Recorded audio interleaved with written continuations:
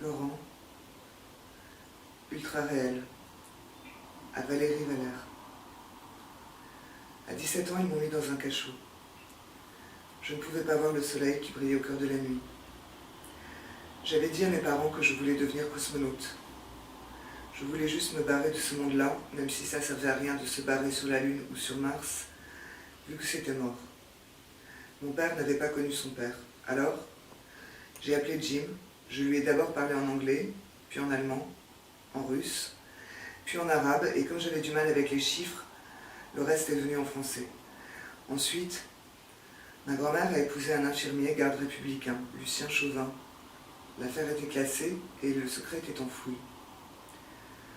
Aujourd'hui, papy ne peut plus parler. Il est dans un fauteuil roulant. Mamie s'occupe de lui et le temps semble arrêté. Papa ne montre rien. Il cache tout. Mais à l'intérieur, je sens bien qu'il est malheureux. Maman était la plus belle des femmes. Sa voix était douce. I run like hell. Maintenant, tu es seul dans une chambre d'isolement. Seul comme personne. Tu n'as personne à qui parler. Tu ne trouves plus les mots, tellement ils t'ont bombardé des lèvres. Personne n'est à tes côtés. Dehors, il ne fait pas très chaud. Maintenant, tu n'as plus peur. Maintenant, tu attends. Tu attends. Celle à qui tu pourrais raconter ton histoire. Tu rêves encore la nuit. Mais tu ne la connais pas encore. Ce monde t'avait rendu fou et triste. Il te faisait peur. Mais franchement, vu l'époque, il y avait de quoi flipper. Tu savais ce qu'était le langage et tu connaissais les hommes. Dans un excès de lucidité, tu avais dit que tu ne voulais plus les entendre. Comme ne plus entendre ton réveil sonner le matin ou les sirènes. Mais chaque matin, il y avait bien des oiseaux.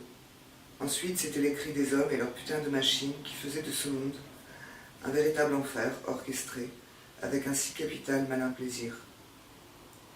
Tu avais chuchoté à l'oreille d'une statue ceci.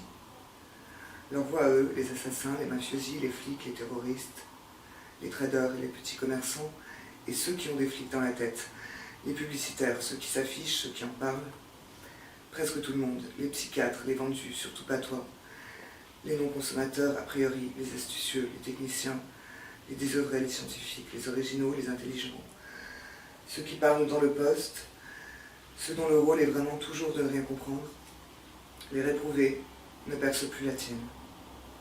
Tu penses que tu as gagné. Tu as l'impression d'être étanche. Tu crois qu'à chaque instant, il te faut lutter contre tous ceux qui veulent ta peau, tous ceux qui continuent à chaque fraction de seconde de parler.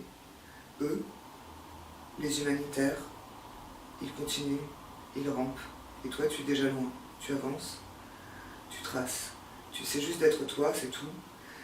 Tu essaies, tu aimerais juste qu'il y ait un peu de soleil, un peu d'ombre.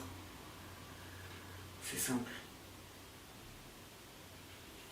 Parfois, tu te demandes si c'est seulement possible, on verra. Sur leur porte, il y a sans doute écrit « Ici commence la vie sans vie » ou « Bonjour » ou « Au revoir » ou « Bon anniversaire » ou « Laissez parler ». Toi, tu le sais, tu ne rentres pas. Elle aussi le saura. Elle sourira. Mais elle ne parlera pas. Elle dira juste « It ain't love » et puis elle ira dormir, loin, près de sa guitare.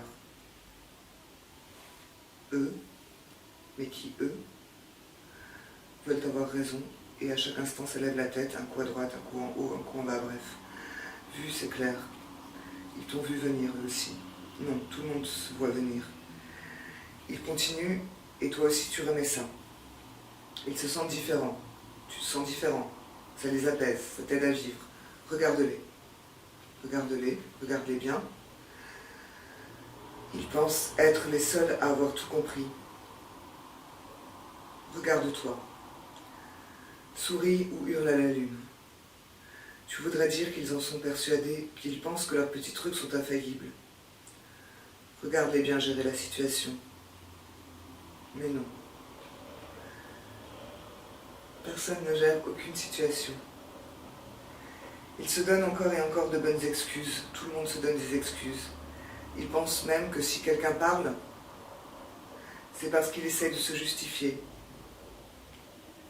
Et que si tu essayes de te justifier, c'est parce que tu as tort. Regarde-les bien, insiste. Regarde-les bien s'amuser avec leurs petites matrices et leurs petites astuces. Ils ne te supportent pas. Ça bouleverse trop leurs prévisions.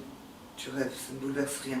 Mais qui tu parles et à qui tu parles, ils renversent tous les mots que tu peux dire. C'est génial. Ils disent en plus que tu es odieux, ça les amuse. Dans ta chambre avant, il y avait souvent un poster des verts, des bleus. Il y avait Zidane, Trezeguet ou d'autres, c'était bien. Tu te souviens d'un match contre l'Italie, mais tu te souviens plus du score. Après, tu les as revus sur des pubs où ils voulaient te parler bagnole, ou te faire avaler des trucs, t'as viré les posters. Non, pas de foot. Reste calme et tranquille. Faut pas que les murs déteignent sur toi. À force de marcher dans cette ville, tu sais depuis longtemps que Paris n'existe plus, sauf pour les naïfs et les touristes. Et que c'est toujours les mêmes fatigués dans les bars, les mêmes disques, les mêmes. Tu te dis que c'est triste dans ce bled et à chaque fois que tu sors, tu vois tous ces malheureux qui tournent comme des vieux pneus et qui se cognent ou pas, dans des révoltes cinématographiques de communautés zombies. Des révoltes, des émotions censurées, t'en as plein le container. Tu dis qu'il faudrait se barrer dans le maquis, là où c'est un peu sauvage, mais tout ce que tu trouves, c'est des aires d'autoroute avec des panneaux de pub. Il n'y a même pas d'eux, il n'y a même pas de nous, c'est l'évidence. Parfois un beau visage, de vrais yeux, ça aide un peu à la survie. Tu voudrais ne plus regarder les affiches parce que ça te massacre trop le regard, mais il n'y a plus que ça dans cette ville. Des têtes sur des affiches avec des yeux en papier, qui perforent les tiens, avec des mots qui veulent plus rien dire à tes oreilles. Dépasser. Faut dépasser, que tu dis. Même ta critique n'a plus de dépassement possible vu que tout tombe sous le coup d'un auto-démenti ironique. Eux, avec leur sale business efficace, ils doivent s'en payer des vacances. Et alors qu'ils se barrent au diable, mais non, ils restent là. À se vautrer comme des porcs hilars. Tu dis, c'est quoi ce supermarché? C'est quoi ce délire? Mais ça n'arrête pas. Et c'est une chose bien entendue. Tu voudrais jamais de contact avec l'ordinaire, mais cette réalité, c'est toujours ta punition exemplaire et non la leur. Dès qu'ils te parlent, c'est pire. Et puis ils te flashent ta tête avec leurs yeux, et encore, histoire de compléter leur collection de clones sériels. Autour, c'est désespérément cynique, et tu le sais. Tu sais aussi que seuls les chiens ne l'ont jamais été. Tu dis que ce sont les autres qui sont tristes. Toi, tu as le privilège de la joie. Tu te répètes sans cesse que c'est aberrant, affligeant, que la réalité n'est plus qu'une caricature. Tu n'observes qu'une accumulation de scandales. Tu ne veux même pas en parler. Tu te refuses à faire l'éloge de la banalité du monstrueux. Tu n'acceptes pas d'enfouir ta rage dans la confusion samplée de mille bordels idéologiques. Tu sais désormais ce qu'est le langage de ceux qui ne veulent pas l'admettre. Tu regrettes que le seul monument à la mémoire de Jimi Hendrix soit dans un zoo. Pour les Américains, ce type était un animal. Au dernier concert, ses fans le haïssaient. Ses amis ont dit que c'était le système qui l'avait tué. Ah, de quoi parlait-il exactement? Tu as trop vu la surface et la profondeur des ruses. Tu ne te résous pas à voir dans la survie la seule action compatible avec ton égoïsme. Tu as démasqué la mobilisation des révoltes fantoches de tous ces types experts en radicalité. Il ne te reste que des pierres à jeter contre les façades de l'American Shop. Tu ne peux t'empêcher de courir à contre-courant de tout le cynisme décomplexé, parce que tu as gardé dans le cœur l'idéal d'un vrai bonheur. Autant courir au milieu de la 4 en sens inverse. Tu voudrais sortir de la répétition. Et puis la réalité t'y replonge. Il te faudrait une très longue nuit polaire. Tu lèverais la tête et tu pourrais voir des nuages rapides de mercure zébrant le ciel en silence. Tu sors dehors et découvres que tu ne peux plus faire partie de ce monde. Tu comprends que chacun se comporte comme s'il était le dernier homme d'aucune histoire. Les énièmes observations des faits et gestes corroborent chaque observation que tu as déjà faite, mais à chaque fois, tu y retournes en voulant croire qu'il en sera autrement. Tu ne peux dire que des banalités, des généralités ultra phénoménales, qui ont depuis Mathusalem un caractère d'évidence. Parce qu'autour de toi, c'est généralement banal. L'autre jour, tu étais de bonne humeur, et soudain, en marchant de cette ville, tu as vu un cimetière de maisons. Ce genre de truc, ça gâche la journée. Tu aurais pu le dire à un vigile ou bien à une caméra de télésurveillance parce que autour de toi, il n'y a que ça. Ce qui manque dans cette éthologie approfondie, c'est juste une alternative d'humanité. Mais, à vrai dire, dans ce désert, cette alternative ne dépasse jamais la lucidité d'un personnage de BD. La fiction zéro. Rien. Que dalle. Le vide. T'as envie d'être sérieux à mort, comme un disque de Roger Waters qui n'en finit pas de se répéter. Une litanie de Nick Cave du Henry Rollins au réveil. Cause every day the probable brings more. De ces fatigants fatigués qui n'aiment pas les pas drôles, mais qui ne font rire personne. Ultra radical finalement, ultra lucide également, mais avec toi, tu es devant ta glace. Et tu n'as pas trouvé des yeux qui puissent supporter les tiens. Ton téléphone est ton seul ami. La connaissance isole, t'implose.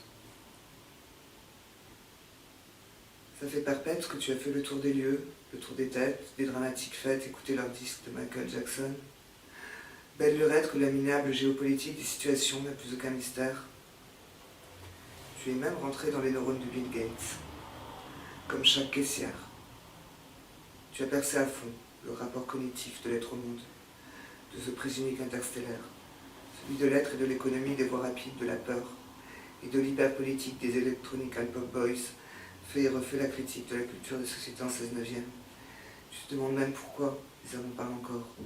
Tu pourrais en écrire des botins entiers qui se perdraient sur les rayons de Chèvrine. Hein? Ça fait un bail que tu pourrais prendre un caméscope de chez Darty et renvoyer aux autres ce que tu en perçois sans personnage ni acteur. Ah, les cœurs. Ensuite, il y aurait une affiche tranquille avec un titre. Cinéma. Pour qui, pourquoi, tu sais que tout est de trop. Autour de toi, c'est vraiment triste à dire, mais il n'y a plus que des apathiques névrosés, des gens tellement désespérément intelligents qu'ils en deviennent crétins par désœuvrement et qui ont choisi l'alternative kafkaïenne du vampire. Les alternatives ou modes d'existence sont à ce point limités que l'individu se perd dans la paranoïa du contrôle de l'autre sans d'autre fin que la capture du peu d'être qui leur manque. Un vrai dégommage Star Wars tribal, une collusion de puissance qui transfère sa volonté inefficace au dépassement d'aucune limite. Une seule solution, le réflexe du courage. Tu dis ça comme un slogan, du moins ça sonne pareil. Mais aujourd'hui tout devient slogan, à peine sorti de l'ennui ordinaire. Ta joie ressemble à la tristesse d'un noir désir mis en échec, parce que tu présumes d'avance l'issue des combats. C'est un paradoxe de Goodman, alors sortir de ce paradoxe et insuffler à ton psychisme l'énergie nécessaire. Tu envoies ton regard venimeux avec tes yeux pleins de haine et ta volonté de puissance sans but. Tu transperces les têtes et tu vis dans la frustration. C'est la concentration des hommes qui fabrique cette haine et ce mépris. Télésurveillés, ils se télésurveillent les uns les autres, s'absorbent, se calculent, se moquent, se cassent, se brisent. Une vraie forêt de bois mort. Triste paysage pollué psychologiquement, espace public vicié. Le souci de performance de chacun annule même le souci de l'autre, la bienveillance. La FNAC te dit « On va tout vous expliquer ». Et toi tu baves devant des enceintes Bose. Niet, tu ne vas rien m'expliquer. Tu peux faire tourner tous les disques des tribus que tu as domestiqués, faire hurler tous tes livres, ton explication et ton on sera un peu débile, non comète. Absorption, vampirisme, fixation, domination. Triste jeu de l'ego frustré, ça disait. Le langage est un poison qu'il convient de guérir. Concentré dans cette ville, c'est le triste jeu de la capture. L'effort pour rendre l'autre fou, une absurde cruauté. L'autre devient l'obstacle qu'il convient d'anéantir comme autre de trop. Il s'agglutine à la terrasse des cafés. Il joue au jeu des ressemblances, alors qu'ils sont déjà les clones sans âme d'un biopouvoir. Biopouvoir. Certains n'ont que ce mot-là à la bouche. Qui les surveille et les maîtrise? N'ayant pas trouvé d'issue à leur chemin des haches paranoïdes, ils se mutilent, parce qu'ils se détestent anonymes et sans différence. Leur nature est identique, leur identification sans identité. Chacun voit l'autre comme le pathétique personnage de sa matrice dévorante. Ils se veulent ludiques, ils ne savent pas que la nature ne triche pas. La stratégie technique type Pokémon est infantile et bête. Voilà la lucidité de la bande dessinée activée comme idéologie cynique et pragmatique de l'élimination en règle de non-vie. Éliminez-vous les uns les autres est devenue la devise du cursus fatal. Bien wesh. Strictement rien à attendre ici. On peut comprendre facilement pourquoi la plupart des honnêtes gens vivent en ermite, sans doute fatigués par le non-stop et imbécile jeu de toc-toc fléché de tous ces génies. I know where Sid Barrett lives. Zombies des villes, individus marqués, corruption des âmes, mate les têtes dans les vitrines. Si ça craint trop, évite vraiment les bars où l'ambiance va très vite déteindre sur toi. Fais un stage à la montagne. Tous ces constats te viennent et te reviennent à l'esprit. Maintenant, pour ce qui est de ton histoire à venir, de ton histoire à vivre, de ton attente pour enfin la rencontrer, c'est autre chose, mais tout peut enfin encore commencer. 2. L'auto-ramadan. Tout peut enfin encore commencer. S'il y a bien quelque chose à attendre, tu ne sais pas très bien. Chaque jour, tu pars 1 heure ou 2 dehors pour marcher. Chaque jour, un itinéraire différent. Ensuite, tu rentres chez toi, tu te diriges vers la salle de bain, ouvres le robinet d'eau froide, te passes de l'eau sur le visage, puis vas dans ta chambre, t'allonges sur ton lit, tu fermes les yeux. Ici, il fait sombre, les rideaux sont tirés. Maintenant, il fait bon. Tu ne sais plus depuis quand c'est ainsi, depuis toujours, certainement. On découvre plus précisément l'intérieur de ton appartement. Des livres. La photo noir et blanc d'une belle jeune femme posée sur un cadre, des vêtements sur des cintres. Tu aimerais juste que quelque chose arrive. Et lorsque vient le soir, le bilan est simple, désarmant. Rien. Tu éprouves cela comme une malédiction et puis tu te dis que ça doit être normal, c'est selon. Tout ce que tu sais, c'est que ce n'est pas une question de volonté. Chaque matin, tu te dis que tout peut encore commencer. Mais rien n'a encore vraiment commencé. Tu es juste sur le fil d'une ligne droite. Il y a dû y avoir un début, il y aura sûrement une fin. Tu te seras rendu compte de rien. Le robinet de la salle de bain perd les gouttes. Tu devrais peut-être un jour ne plus rien attendre. Parce qu'il n'y a peut-être rien à attendre et le matin venu rester dans ton lit à somnoler comme ça, sans rien faire d'autre que de dormir. Non. Tu as l'impression d'avoir encore suffisamment de force ou d'illusion pour te convaincre que tout est encore possible. Maintenant, tu es parmi la foule qui marche au ralenti et tu croises des individus qui ont tous la même tête. Aujourd'hui encore, tu es sorti au dehors, comme en t'extrayant d'une carapace, d'un cocon. Le ciel était bas et sombre, menaçant. Tu as croisé des quantités de silhouettes dont les visages t'ont semblé identiques. Aujourd'hui encore, tu as attendu ce petit signe, ce quelque chose d'implement ordinaire. En vain, tu as raconté des boulevards morts de monde. Tu es aussi entré dans un café, pris un crème, en tournant les pages d'un journal sans que ton attention ne soit captivée. Soudain, tu tombes nez à nez avec elle. Elle te dit salut, te demande si ça va, ce que tu fais là. Tu lui réponds rien de spécial. Elle t'invite à passer chez elle, tu la suis, tu te rends compte qu'elle habite dans le même immeuble que toi. Tu es assis à côté d'elle sur un sofa, verre à la main.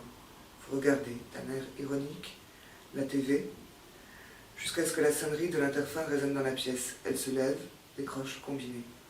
Elle dit « Entrez ». C'est au 6e, au fond du couloir à gauche. Elle se retourne vers toi. Elle te sourit, sans montrer les dents. Tu retournes chez toi, écoutes un morceau de Cox par heure. Tu penses à tout ce temps perdu. Tu as encore en toi tout ce négatif qui peu à peu s'est infiltré dans tes veines. Cette dose de négativité qui te permet pourtant de résister à cette vie. Cet anticorps que tu as produit au fil du temps. Pour les filles que tu avais connues avant, ça avait fini par ne plus coller pour de multiples raisons. Chaque histoire avait été différente, mais elles étaient toutes présentes encore en toi. Tu dormais avec leurs fantômes. Ici ou ailleurs, tu sais que les voyages n'y faisaient rien. Autre ville et même sentiment de vide, d'un cosmos intact, d'extraordinaire. Une fois, tu étais dans une discothèque techno à Stockholm. Un type était entré sur la piste en mitraillant les danseurs qui tombaient tous comme des allumettes. Peut-être que ce type en avait aussi assez de tout cela, qu'il avait voulu le dire à sa manière parce qu'on ne l'avait pas écouté. C'était peut-être ça. Son geste avait été radical, définitif. N'importe quoi, devant ce qu'il considérait comme étant n'importe quoi. Tous les objets de ta chambre se mettent à tourner autour de toi, puis la lumière s'obscurcit. Maintenant, tu attends que le sommeil vienne t'emporter. Tu es immobile, et pourtant tout se met à tourner autour de toi. Perdu dans l'immensité de l'espace, un soleil brille de mille feux. Tu dois faire encore un mauvais rêve. Tu es un soleil noir, avec en son creux une faible lueur qui vacille. Une foule en marche semble flotter dans le vide. Tout est en apesanteur. Tu revois la foule qui marche au ralenti. Tu entends des voix imprécises et puis plus rien. Le silence. Tu ne travailles plus. De toute façon, travailler veut juste dire gagner de l'argent et c'est une perte de temps. Et tu détestes l'argent. Ou bien tu voudrais être rétribué à ta juste valeur. Tu préfères être pauvre mais rester libre. Mais cet ennui ne vient pas de l'inactivité, c'est autre chose. De toute façon, tu ne vois pas très bien ce qui pourrait être qualifié de passionnant à faire. Tu recherches juste quelque chose comme la vraie vie. Tu imagines peut-être à tort que la Dieu existait avant, mais tu ne sais pas très bien. Quelque chose comme une enfance perdue. Un monde avec quelque chose de plus ou de moins. Tu descends les marches de ton escalier et distingues devant la porte d'entrée principale la silhouette d'un homme. Tu vivras des scènes de vie quotidienne, des sorties de métro, des gens sur des quais de gare, des personnes sur des boulevards, dans des cafés, dans des boutiques. Tout cela se succédera, entrecoupé de scènes aériennes de la ville. La plupart des gens qui vivent dans cette ville ne désirent surtout pas rester seuls. Elles se retrouvent le soir dans ce qu'on appelle communément des bars d'ambiance, où plus la musique est forte, moins il y a d'éclairage. Les consommations sont chères, l'accueil est froid. On te bouscule en disant clairement que tu déranges. Il y a toujours la même musique, un cocktail fatigant et hybride d'O Brésil, Michael Jackson, une soupe de trip-hop drum and bass, technoïde qu'un dit t-shirt taille 8 ans et demi, sautillant, Sennheiser vissé sur une seule oreille, distille, expert mais désinvolte étudié. À vrai dire, dans ce bar, on a l'impression que ce DJ,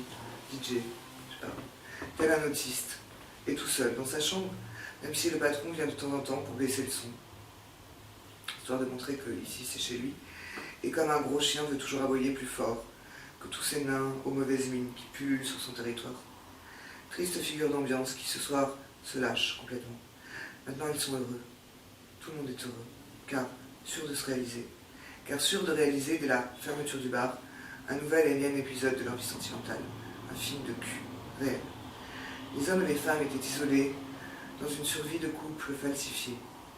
Les hommes et les femmes seuls, eux, se perdaient dans la partouze obscène et cachée de leurs désirs contrariés, virtualisés et fantasmés. Les rats, eux, tournaient toujours leur roue quelque part. C'était à peu près tout. Tout cela pouvait se reproduire à l'infini. Il ne s'agissait que de la répétition de pseudo-événements mis en boucle. It's a maze for rats to die. De retour chez toi, tu ne trouves pas le sommeil. Dans ta tête, il y a comme un transistor mal réglé qui grésille. Tes motoneurones, ton système nerveux central, sont encore chargés des paroles, des images de tous ces parasites médiatiques, tous ces personnages improbables et aberrants, tous ces cyniques décomplexés qui sucent le cerveau des gens, avec une paille dans chaque grotte crânienne, qui s'y insinuent dans tous les moindres coins et qui maintenant, telle une fractale sonore, résonnent en écho. Tous ces types pathétiques qui veulent te vendre un truc, faire leur show, avoir leur quart d'heure de célébrité injustifiée. Toutes ces âmes mortes dont il vaut mieux ne plus jamais parler. Tu fais encore un rêve.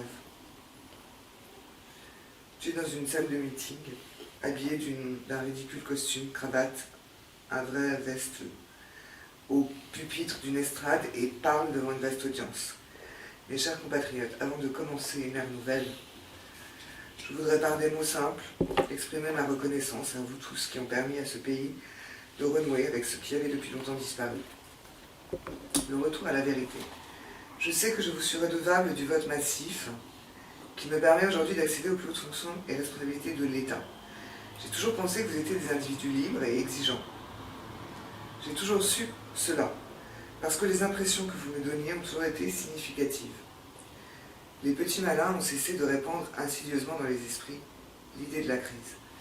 Jamais je ne me suis plaint, ni n'ai émis la moindre doute sur votre fiabilité.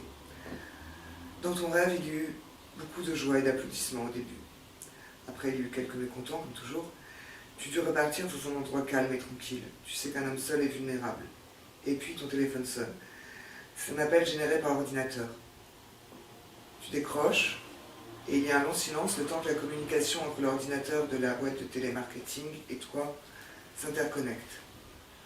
Ensuite, une voix qui n'est pas très belle, la voix tremblante d'une fille sous pression de ces petits capots de sous-petits chefs de plateau du télémarketing. Elle veut te rendre un service complet, elle veut te vendre un service. Elle veut te vendre un service complet en porcelaine, en insistant à mort, en récitant son pauvre texte comme un robot. Cette fille, malgré son texte prémâché, a tout de même dit du coup, en fait, et par contre. Mais ça ne voulait rien dire. Ça n'avait pas de sens. Tu repenses à celles qui en masse écrivent trop souvent qu'elles aiment la vie sur les sites de rencontres du net.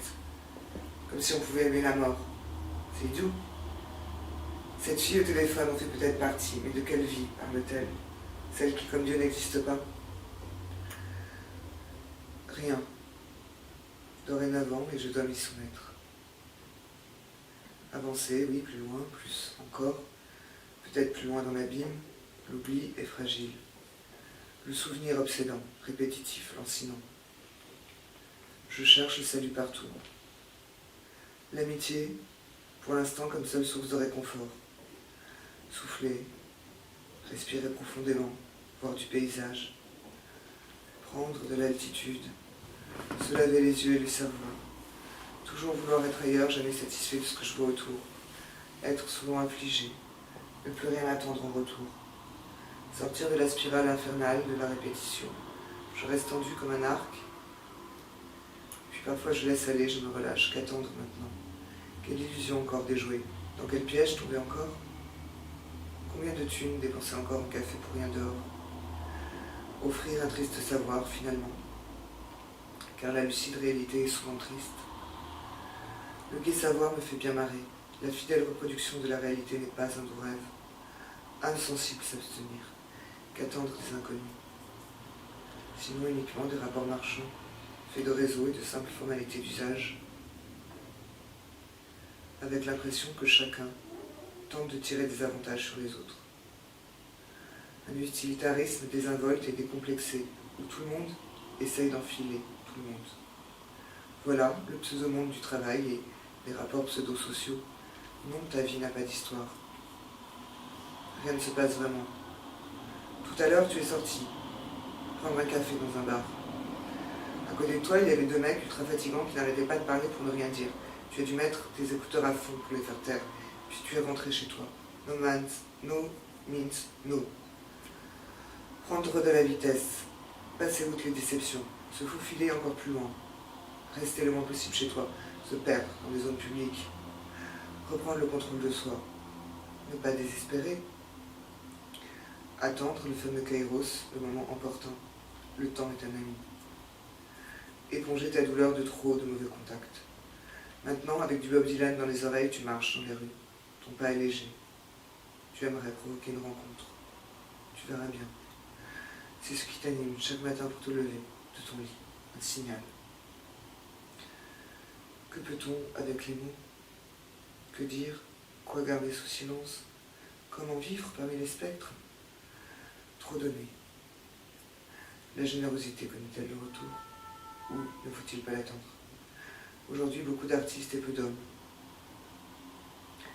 suis avec ma lampe de poche, ma lanterne à 2 balles de chez Super U. Peu d'action véritable. Et dire qu'il y a eu l'action. Comme sujet à la grecque de philo, ça me fait bien marrer.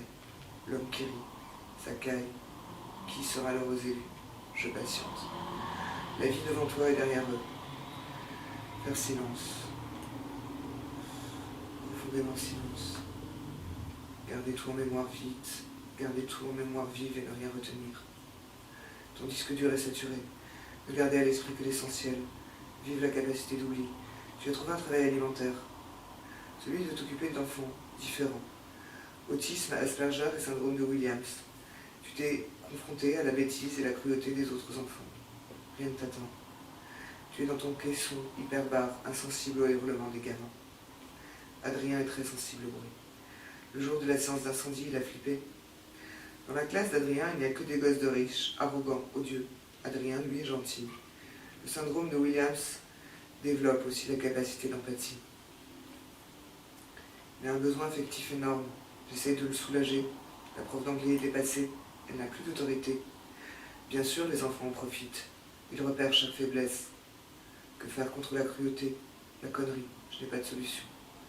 Pauvre gamin, abreuvé de téloches et de parents débiles, qui ne pensent qu'à la thune comme réussite sociale.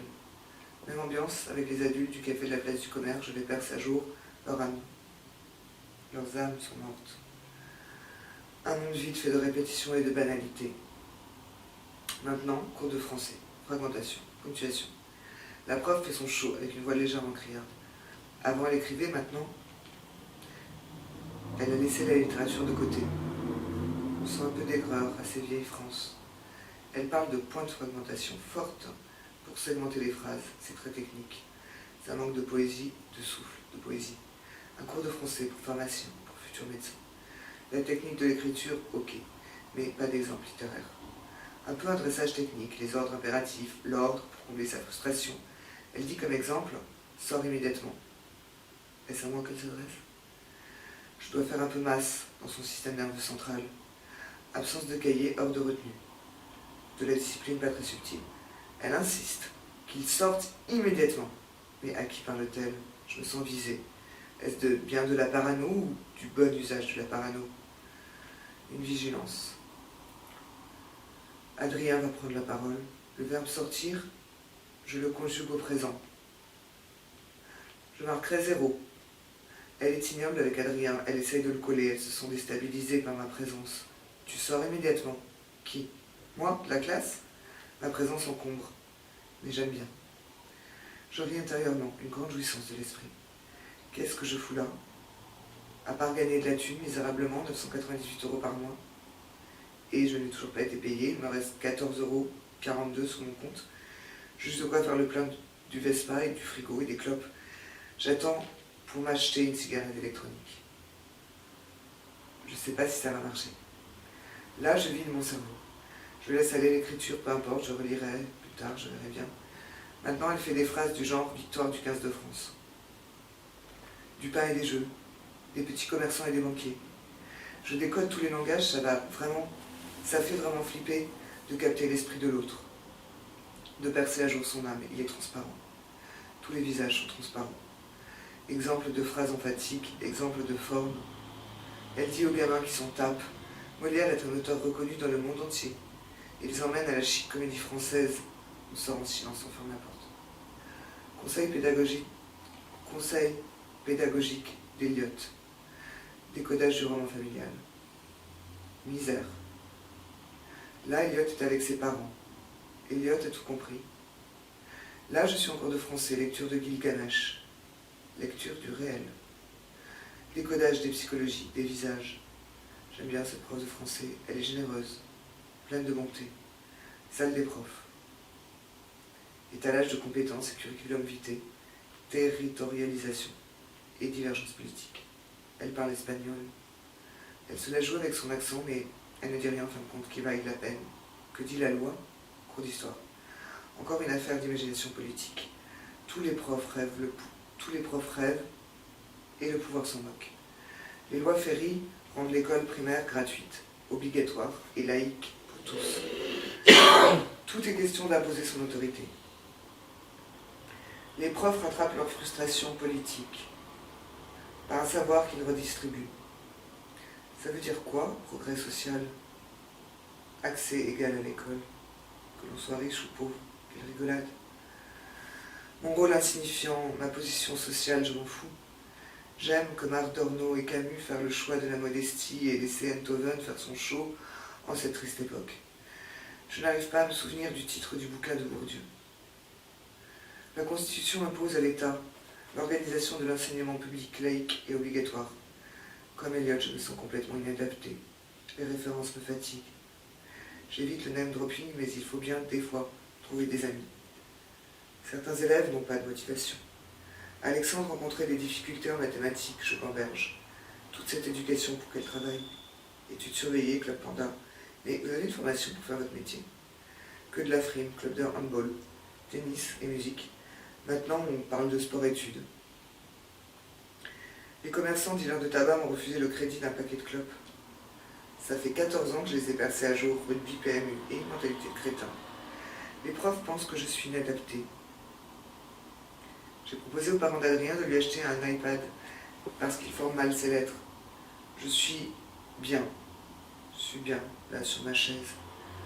Un statut social qui soit supérieur à celui de leurs parents. Rien ne se perd, rien ne se crée, tout se transforme. L'eau est essentielle à la vie. Dressage des animaux du zoo. Retour en SVT, la respiration du poisson rouge. Sur YouTube, maintenant, dissection. Les gamins sont insupportables. Adrien est perdu. Il y a un poster de tigre, malheureux et doux, dans la classe. Dans cette classe, il n'y a qu'Antoine, qui s'en sortira honorablement. Intervention d'une fille d'une association sur la santé. Elle parle. Je vois trop ce qu'elle veut dire. Les élèves répètent les conneries de la télé. Je n'aime pas son visage ni son discours. Elle parle du social. Aucune profondeur dans la voix, juste de l'hygiénisme. Elle parle de l'adolescence, selon la loi. Elle parle pour parler en répétant des mots qu'elle ne maîtrise pas. Elle ne répète que des clichés. Elle demande un slogan. Elle veut faire des groupes. Aucune puissance dans sa persuasion intime. Elle veut prendre le contrôle des gamins. Elle se rapproche d'eux. Elle dit n'importe quoi. Elle parle pour parler. Elle parle de la drogue. Elle dit vraiment n'importe quoi.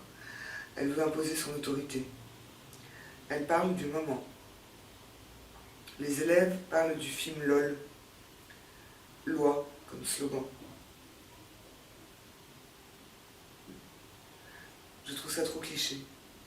Elle ne répète que cliché de téloche. Changement de bahut, même boulot, ambiance plus cool. Tout sortir, tout extirper de mon corps, de mon crâne. Un homme isolé ne peut qu'entendre des conversations qui ne l'intéressent pas, surtout s'il se trouve dans un supermarché qui diffuse télé. L'homme cherche en vain de la compagnie. Puis il reste seul avec son écriture qui semble se lever sur elle-même. Tous ces réseaux sociaux et si peu d'amitié réelle.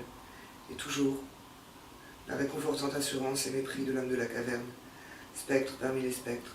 À côté de moi, une vieille mère de famille bobo qui vient d'avoir un bébé, discute avec ses copines. Elle bosse dans la production de sitcom. J'aurais dû emmener mon casque, elle me saoule, elle parle pour parler, elle fatigue. L'une d'elles, en mal de maternité, essaye d'éveiller le bébé amorphe avec une girafe Sophie. Ça y est, maintenant il braille. Elle parle de mecs rencontrés sur le net. C'est déprimant. Elles n'arrêtent pas de dire qu'elles sont charrettes. Tout me semble une caricature de non-vie. Elles sont parties. Que s'est-il passé réellement? Je reste là assis. Mes oreilles bourdonnent. Une fille lit Le Parisien. Faut-il sanctionner les bleus? Dit le titre. J'en ai vraiment rien à foutre. Juste des smicards qui adulent des milliardaires qui ne se sentent plus. Hier, augmentation du SMIC de 2%, c'est sérieux. Dire le réel, écrire ce qu'il se passe, réalité de la fiction, discussion entendue. C'est une vraie honte. Vous avez décroché le travail de José sans l'avertir et il connaît beaucoup de monde dans l'art contemporain. Discussion interminable entendue d'artistes soumis qui passent leur vie à grappiller des subventions pour exprimer leurs ressentiments, leurs ruminations et attendre de faire le portrait en dernière page de Libération. Le show continue de plus belle. Encore des cinéastes qui parlent de leurs projets. Mais action merde, tourner avec un caméscope sans demander de la thune à l'État. Tu penses aux subversions, idem les beaux-arts, les installations vidéo. Quelle rigolade. Dehors, l'orage gronde. Une envie d'envoyer en rafale des textes délirants à des potes comme des mots au vent. Aujourd'hui, Stig Dagerman serait resté dans son lit, à sourire énigmatiquement en entendant des jeunes filles bobos parler de leurs aides à l'écriture. Je viens de leur demander si l'aide à l'écriture consistait au prêt d'un taille-crayon. Silence. Elle continue plus timidement à parler du grec et du CNC, puis de lettres d'intention de boîte de production autrichienne. Envie d'éclater de rire ou bien de hurler à la mort en même temps, les Chinois continuent de passer avec leur diable, remplis de fringues hideuses.